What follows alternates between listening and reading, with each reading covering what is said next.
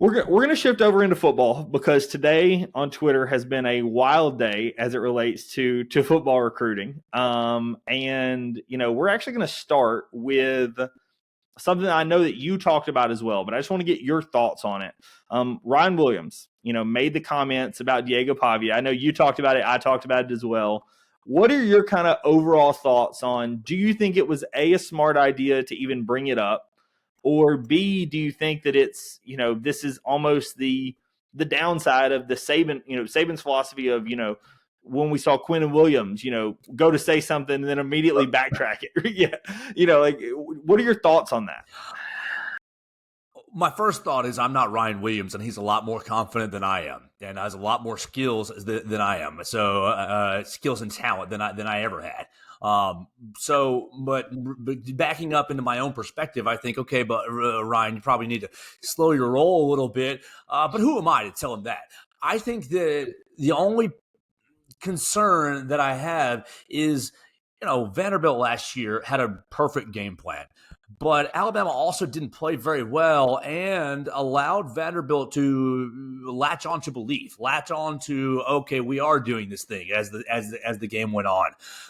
I don't know that Diego Pavia is exceptionally talented. I do think he's an exceptional quarterback and really a winner at heart. Do you poke that bear and stir up the bee's nest? Do you stir him up to get him going, juicing up his players? I think that's a little bit dangerous, but again, I'm not Brian Williams, and he's a, I hate to use the word generational, but a generational prospect and player.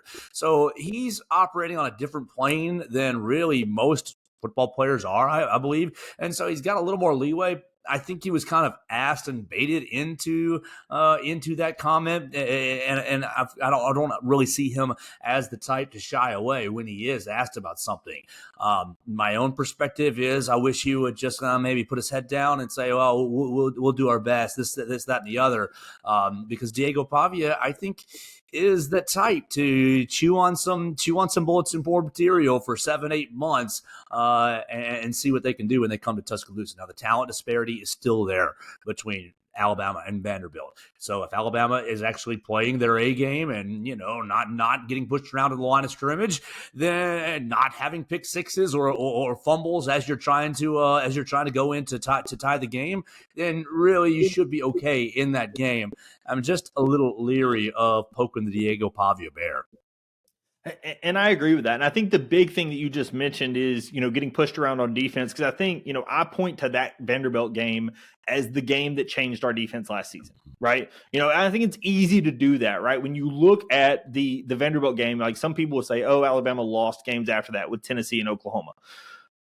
Go look at those games. The defense didn't lose you those games. The offense did, right? In Oklahoma, you throw pick sixes. In the Tennessee game, you hold Heupel's offense to 17 points. Going into that game, I would have taken that in a heartbeat, right? These are scores that you would have been completely good with, but your offense just let you down, right? So I think that's where your Ryan Grubb comes into effect.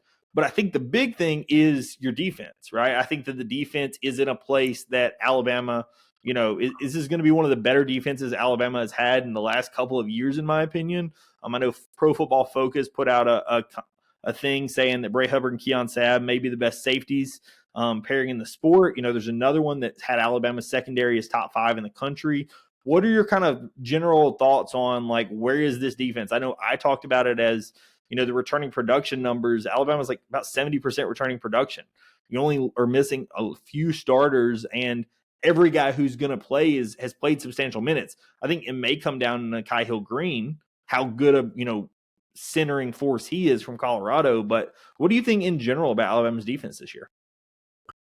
I think we're going to find out right off the bat because Gus Malzahn, I don't know that Florida State is particularly that talented on the skill position, but Gus Malzahn's going to use Castellanos in the quarterback run game. And so you're going to get a chance to figure out if you've got it fixed right off the bat. You looked at really some of the way that some of these offenses attacked Alabama's defense last year, and it was just quarterback run, movement up front, kind of gap scheme that really got after them. But you bring back so much. And I agree with you that really the defense improved throughout the year after that Vanderbilt game. I think the one gap system took a second for everybody to kind of grasp where they needed to be and when they needed to be there. But you're dealing with some of the most elite athletes in the sport in college football. I'm excited about the secondary. I think that the secondary is going to be really, really challenging to throw on with the return of Damani Jackson, with Bray Hubbard, and with Keon getting back healthy. I'm excited about Xavier Mincy. I think he and Red Morgan are going to be a really nice addition mixing in as that third safety. But I see Deshaun Jones and Cam Calhoun as kind of real big X factors. I think both of those guys can play Husky, but both those guys can play either corner, boundary, or field. And so you got a lot of flexibility in the secondary, a lot of it. And I am a little bit concerned about the return of Deontay Lawson's knee, but that's another personal perspective. I had a bunch of knee surgeries in high school and was an average athlete at best. He's a much better athlete than I am and has much better care. So I do think he's going to bounce back well. Just knee injuries make me personally a little bit leery. I'm concerned once you get past him, I'm with you with Nikhai Hill-Green, that he and Justin Jefferson have the potential to be really, really standout tandem. When you get past them, Caden Jones, is he ready to participate? QB Reese has got a lot of praise in the spring. Is he ready to really step in there? Abdul Sanders, lots of young guys past the first three. But the defense just, you said it yourself, 70% returning production. There's no reason why you shouldn't go to Florida State and really put the clamps on them right off the bat and have these first 3 weeks, Florida State, ULM, Wisconsin, feeling really good about yourself before you go into Athens. All the talk has been who's playing quarterback, but I think the defense is going to give you enough of a runway, enough of a foundation to where if Ty's not perfect down there in Tallahassee, it's going to be okay because Florida State's going to struggle to score 13 points, going to struggle to score 10 points. And same with Wisconsin. I mean, these first couple of weeks, I think this defense is going to start off on level 10, and really be hard to score against the entire year. Yeah, and you just brought it up. So I think your answer is probably going to be very similar to mine. And I think a very sad situation that happened with Keelan's sister, but I think that also partially plays into this because I'm not sure how his mental is going to be here early season, right? I think obviously putting himself back into football is going to help with that, but you never know how somebody's going to deal with losing a loved one, losing a twin, right? That is a heartbreaking situation. Is your thought still that, Ty Simpson starts game one and until further notice, Ty is the starting quarterback? Because currently that's my thought process is Ty has done everything to whether it be win the team's trust. Obviously we've seen the photos of him going out hunting with the guys or whatever. Where right? was he in that photo? I think he was in the center. I didn't see anybody in that photo. Too much camo. But he going in the going out hunting with the guys, whatever, right? It really feels like Ty has developed the leadership mentality, right? That you need to be the starting quarterback at a place like Alabama. Obviously he's waited his turn. He has the pedigree with his, dad being a coach and such. Is he the guy? Yeah, I'm actually. I think that Ty is going to hold the job all year. Really, I think that he's going to get the first chance to play in Florida State, and I think he's going to get 2, 3, 4, 5 drives to move the offense because the defensive foundation is so strong. I'm confident in Ty Simpson's ability. I don't know. Now, Keelan's talent is otherworldly and really, really fun to watch. I do think that what you mentioned is going to play just a small factor because how could it not? How could it not shake a twin? I mean, goodness gracious, what a tragedy. But I think that Ty Simpson, it's going to be his job to really go out there and lose. I'm reminded a little bit of 2016. You get a couple drives of Blake Barnett and he can't really move the offense. Then you throw in Jalen Hurts. You had a great defense then too. I mean, amazing defense.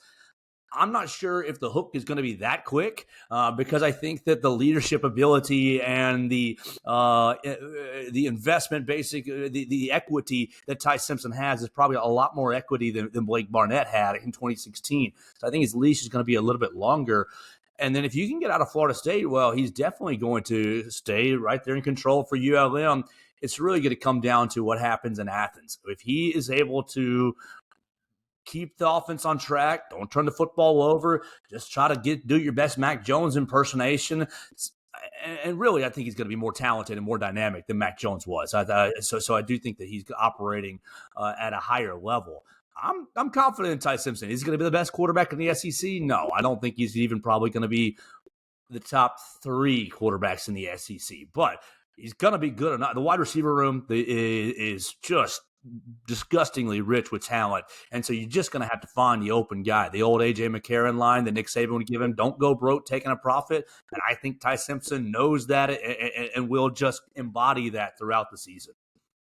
Yeah, I think my thoughts when I'm looking at Ty Simpson isn't when he starts. Right, my question becomes honestly more of a Tua situation when Tua was sitting behind Jalen Hurts. And what I mean by that is Tua never, Jalen won Offensive Player of the Year, right, the year before for the SEC.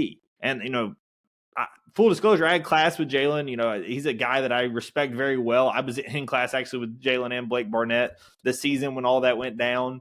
And it was a situation where the thing with, when everybody talks about Saban pulling Jalen for Tua in the national title game, that kind of felt like it was building all season because every game that, Jalen would get us up big, Tua would come in and mop up duty, and he had some type of play, whether it was in the Louisville game when he had to throw to the back corner off the spin, or there was something that he did that just felt like this kid is special, right? This kid can spin the ball in a way that Jalen just can't, right? Not to say that Jalen's a bad quarterback. He just won a Super Bowl, for goodness sake. But it's just a different level of spinning the football. And that's more of my curiosity. If there becomes a game down the stretch of Ty struggling, right? How long is the leash, right? Or do you, the answer may be the defense is so good that he has a longer leash than Jalen did that year, right? Or, obviously Jalen had that leash until a national title game, right? There were some games that year that I think some people may have wanted him pulled in that season, right? But that's more of my question when I'm looking at the Keelan versus Ty.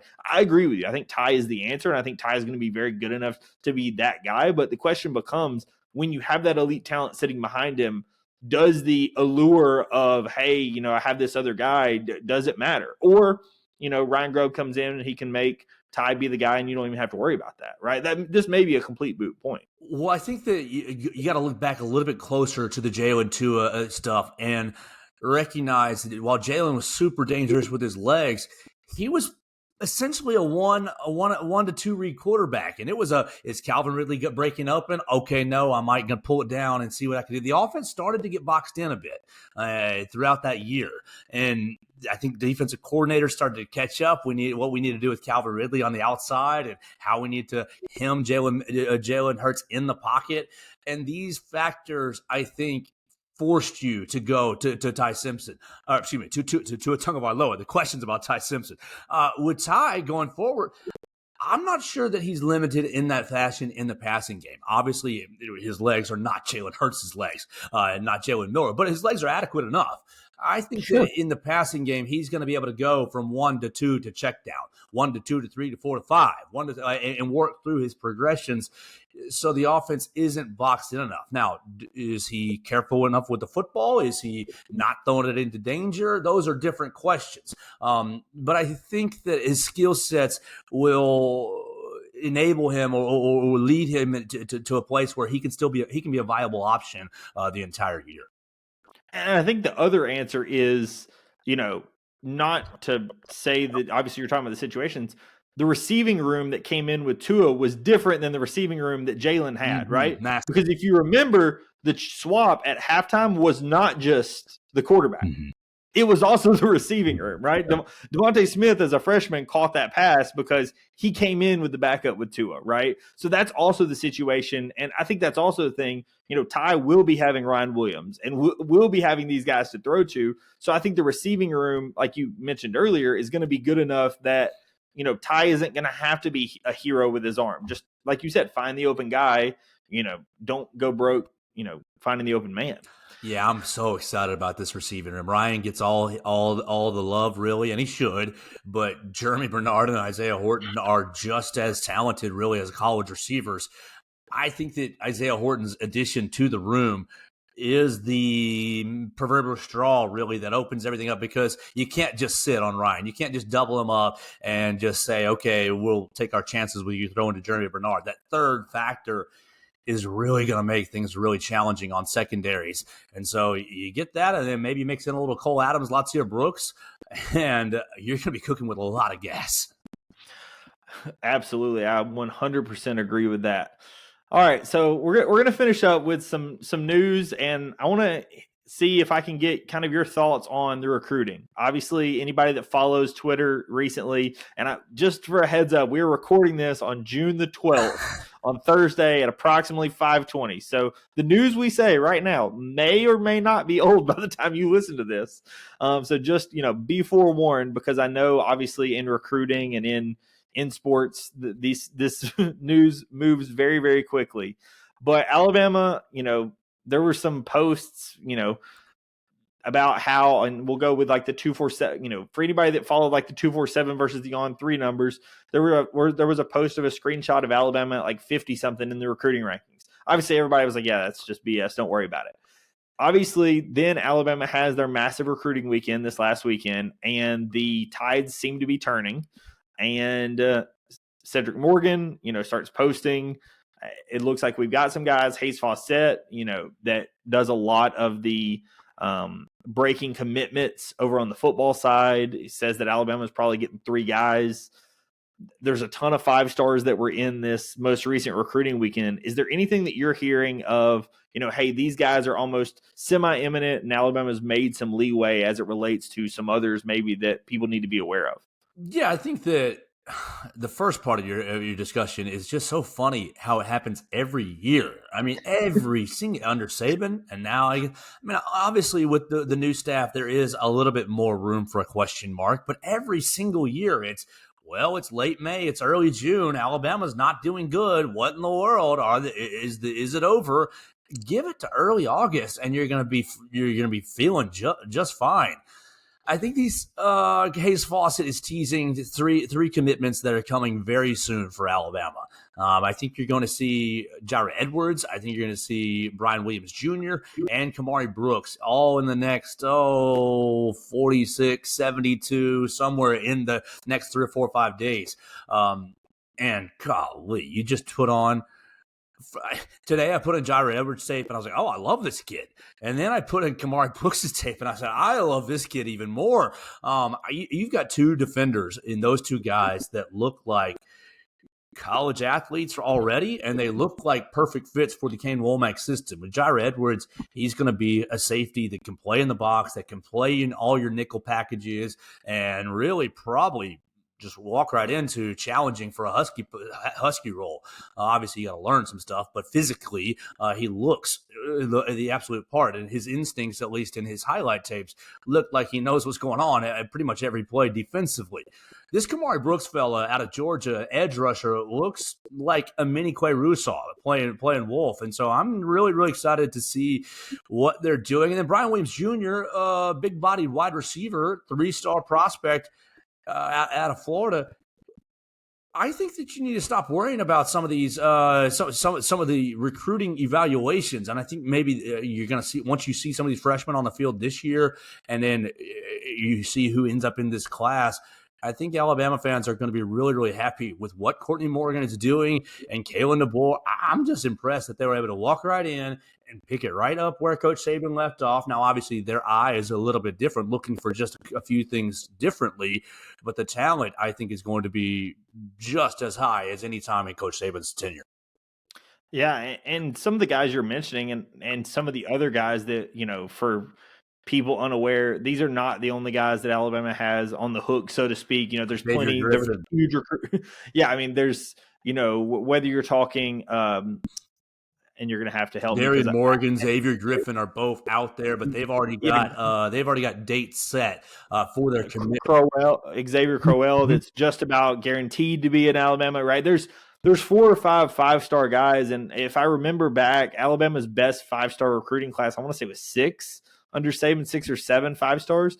Kalen DeBoer and Cedric Morgan they're knocking on that door right now of potentially hitting that number, and that's the thing that really in my mind, or Courtney Morgan, I'm sorry. That's the thing that people really need to understand is, like you said, right? Coming into this, Kalen DeBoer was, can he recruit? Because he never had that recruiting class. And people tried to say over and over and over again, the Josh Pates of the world and other people that had kind of talked to him said he didn't recruit like that because he didn't have to recruit like that. And he didn't have the ability to recruit like that because he was at Washington, Exactly. right? He couldn't recruit to the Georgia, from the Atlantas of the world and convince them to come up to Washington. It just wasn't going to be the case.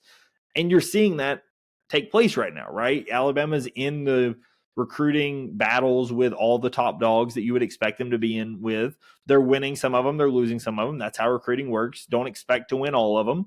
With NIL and, obviously it's going to change a little bit. We will see how the House settlement changes all of that. But, the fact that Alabama is in a very good place when it comes to finances. And this is from an NIL perspective and how Courtney Morgan runs everything. He's done it. In my mind, he's done as good a job as anyone in the country. And that's the reason why he's one of the most highly compensated GMs as anyone in the country.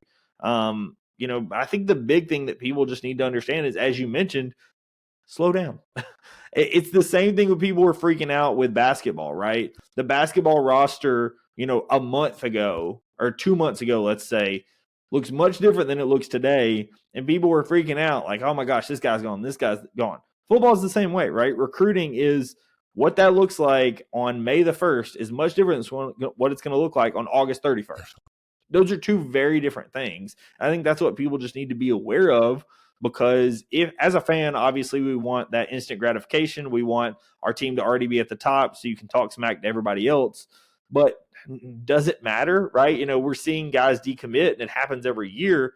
You're bragging on, oh, I got this guy, and then all of a sudden he decommits, right? At the end of the day, we care about who's going to put on the jersey, not who's going to be on some ranking on some website that you may or may not have ever heard of. Right. Do you want to see Kalen DeBoer jump in a pool for a 5-star and then 3 weeks later have that 5-star say, see you later, sucker? Like, it's just, look at the calendar. Look at all these elite prospects. June is the month where they're going on visits into just barely early July. And so you got to let these guys go take their visits. If you're still behind, which I would be shocked. If you're still behind by the first week of August, all right, then you can start putting on Twitter what's going on. But until now, while the focus of the staff right now is recruiting, let them work. Let them work and see what happens, because I think they're in a really, really good position for a lot of talent. Yeah, and that's the big thing, right? At the end of the day, when you're talking about talent, at the end of the day, if you're coaching with less superior, the thing that everybody talked about with DeBoer, and you're going to see what happens in this next season, but that he's won a lot of games with inferior talent. So now let's see what he can do with superior talent, right? Because as you're talking about, that is what he's going to have is as he's recruiting all these guys, he's recruiting guys to play his system. I think that it's been understated how important Ryan Grubb returning is. Not to say Nick Sheridan did a poor job last season, but I do think that Ryan Grubb has a little bit better sequencing of plays, right? I think that's where Sheridan lacked the most last season, personally. A bit, but I think Sheridan's hands, I think he was in such a complicated spot. And man, yes, you wanted a little bit more. You didn't want to lose to Oklahoma, and you wanted to put up some more points in Knoxville. But I think for all the complications that he had to deal with, I think he did a pretty good job. Yeah, unfortunately for the elephant in the room, I think Nick Sheridan's hands were tied, and I think it was for a certain reason, right? And everybody knows the reason. And unfortunately, that was just the case, right? So I don't want to say you can't take anything DeBoer did last season and think about it, because of course he's going to be judged by last season. He was the coach. But in my mind, this is the first real season of now let me see when you've had a full off season, people have committed to you multiple times, and you're not maybe playing somebody because the whole team's going to quit on you if you don't. Well, I'm not sure about the quit on them, but you're operating out of different sections of the playbook last season, and not to say that those plays weren't Kalen DeBoer's plays in his system; they were. But I think I think last season you were operating out of, oh, how many wrinkles can we actually turn into our real scheme? In this coming season, I do think Ty Simpson's going to run some. I think he's going to get out and run some, but I think you're going to be seeing a lot more of, this is my playbook, this is the system, this is the style. And to your sequencing point, the sequencing will look a lot more conducive to all the plays together. I wonder how much last season was just smoke and mirrors for what can we read, what can we run, what can we get out, and what can we block. First off, goodness gracious, what can we block? But and so you're operating maybe out of a different area and a limited area of the playbook. Whereas this season, I think the playbook's going to be a lot more wide open, and he's going to be Ryan Grubb, Shepard, and Sheridan will be able to put their brains together and really, really mess with some defensive coordinators. I 100% agree. Well, thank you so much. That's really all I had today, Joe. Please tell the people where they can find you. I know I mentioned it up at the top, but please tell the people where they can find you. And thank you so much for coming on the show. Absolutely, man. Thank you for having me. My social medias are all Joe Gaither 6 on whatever you're looking for. The Joe Gaither Show on BamaCentral is on your favorite podcast platform, Apple, Amazon, Spotify. I write for BamaCentral.com. I'm really one of the lower people. I want to shout out Katie Wyndham, Hunter DeCipher, and Will Miller. They do a lot of our written work and do a great job. You can just type in Alabama Crimson Tide on SI. Perfect. Thank you so much for coming on the show. As I mentioned, Joe, I really appreciate it. As always, if you enjoy this content, please subscribe to the channel. It does help me and support me in all that I do. I have some more guests that I have scheduled, going to come on later in the summer. So if y'all are interested in all this content, subscribe there. And thank you so much, everyone, for watching. See ya.